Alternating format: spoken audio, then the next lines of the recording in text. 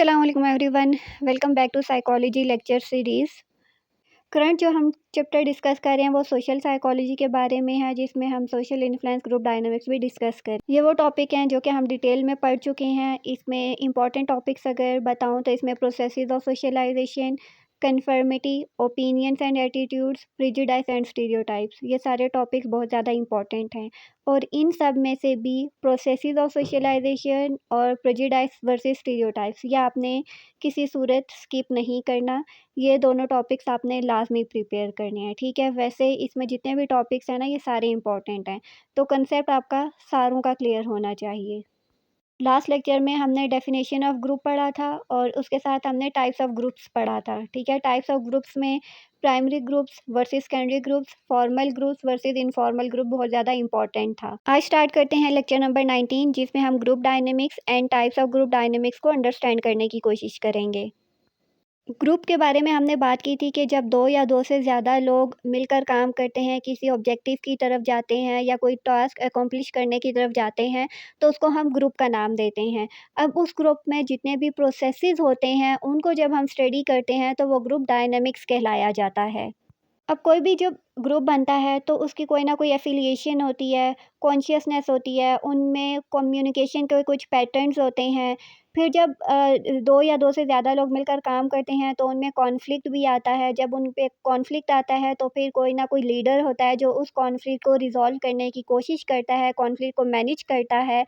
फिर जो ग्रुप्स होते हैं उनमें डिसीजन मेकिंग होती है, डिफरेंट टास्क जो होते हैं उनको किस तरह से आप अकॉम्प्लिश कर सकते हैं, उसके बारे में आप बातचीत करते हैं, लीडरशिप होती है और फिर ग्रुप्स की नॉर्म्स एंड वैल्यूज़ होती हैं, देन कन्फर्मिटी होती है। तो ये जितने भी सारे प्रोसेसेस होते हैं, इनको हम ग्रुप डायनामिक्स कहते हैं। अब ग्रुप डायनामिक्स में हम वो बिहेवियर्स और साइकोलॉजिकल प्रोसेसेस को डिस्कस करते हैं जो कि ग्रुप्स के दरमियान में और ग्रुप्स के अंदर अकर होते हैं, ठीक है। इसके अलावा ग्रुप डायनामिक्स जो है हमें हेल्प आउट करता है डिसीजन मेकिंग बिहेवियर को अंडरस्टैंड करने में, tracking the spread of disease in society, creating effective therapy techniques and following the emergence and popularity of new ideas and technologies.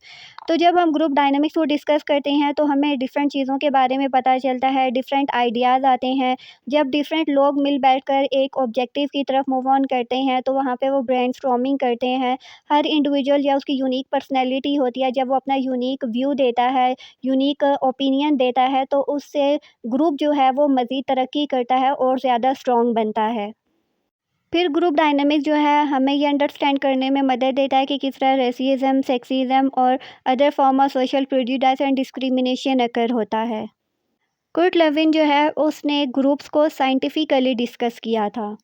अब इसने ग्रुप डायनामिक्स की जो टर्म है उसको कॉइन किया था, इंट्रोड्यूस करवाया था कि किस तरह से ग्रुप्स एक दूसरे से इंटरेक्ट करते हैं और किस तरह से उस ग्रुप में रहने वाले इंडिविजुअल्स एक्ट करते हैं और चेंजिंग सर्कमस्टांसेस जो हैं उनकी तरफ किस तरह से रिएक्ट करते हैं, ठीक है। यानी एक्ट और रिएक्ट पे ये वर्क करता है। Two types of group dynamics है। First one is intra group dynamics and second one is inter group dynamics. First one is intra group dynamics. Intra group dynamics को in group, within group या फिर just group dynamics भी कहते हैं, ठीक है। तो आपने कंफ्यूज नहीं होना, इसको इन ग्रुप, विद इन ग्रुप और जस्ट ग्रुप डायनामिक्स भी कहते हैं। यानी ग्रुप के अंदर जो डायनामिक्स होते हैं या ग्रुप के अंदर जो ग्रुप डायनामिक्स होते हैं या ग्रुप प्रोसेसेस होते हैं, उनको हम इंट्रा ग्रुप डायनामिक्स कहते हैं, ठीक है।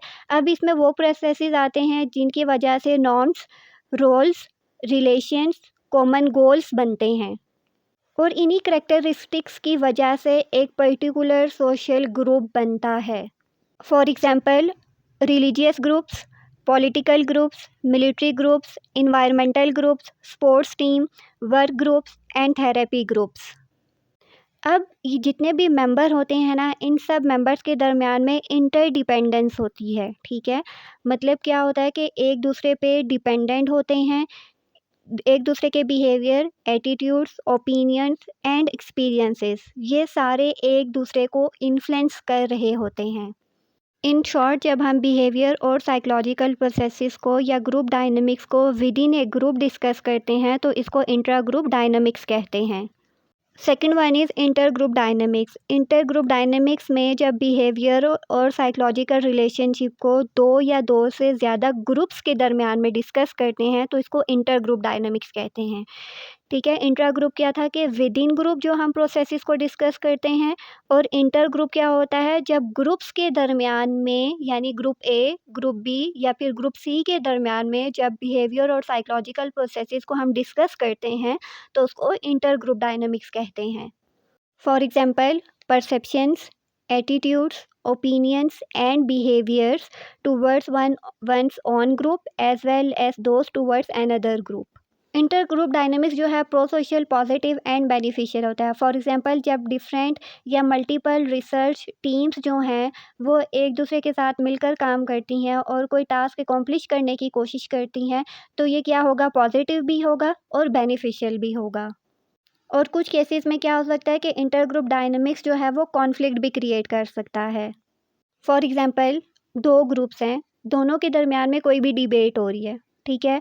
तो अब दोनों की जब डिफरेंट परसेप्शन होती है, डिफरेंट ओपिनियन होगा, डिफरेंट एटीट्यूड, डिफरेंट बिहेवियर होगा और वो एक दूसरे के बिहेवियर को एक्सेप्ट करने के लिए तैयार नहीं होंगे या अंडरस्टैंड नहीं करेंगे, या फिर लैक ऑफ नॉलेज की वजह से वो अपने पॉइंट पे डटे रहेंगे, तो एज अ रिज़ल्ट क्या होगा, कॉन्फ्लिक्ट क्रिएट होगा, ठीक है। तो इसीलिए कहते हैं कि अगर मिलकर किसी टास्क की तरफ काम कर रहे हैं तो ये बेनिफिशियल होगा, लेकिन अगर वहाँ पे ओपिनियन, एटीट्यूड या परसेप्शन जो है एक दूसरे से मैच नहीं करती या एक्सेप्टेंस नहीं होती या लैक ऑफ नॉलेज होता है तो उसकी वजह से कॉन्फ्लिक्ट क्रिएट हो सकता है।